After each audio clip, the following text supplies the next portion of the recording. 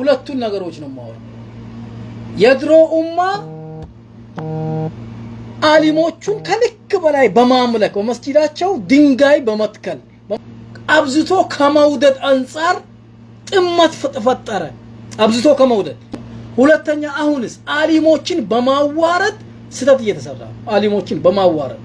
በቃ ሹፍ ተመልከቱ እዩት ሁለቱን የሚያይ አይን ካላችሁ ማለት ነው ይሄን ስታይ ድሮ የነበረው ጥመት ድሮ የነበረው ያ ከልክ ያለፈ መውደድ ማክበር አልፎ ጥግ ከአላህ ጋር የሚያጋጭ ሽርክ መስገድ በመስጂዳቸው ሌላም ነገር እየተሰራ ትልቅ ስህተት ተፈጥሯል በሙስሊሙ ዘንድ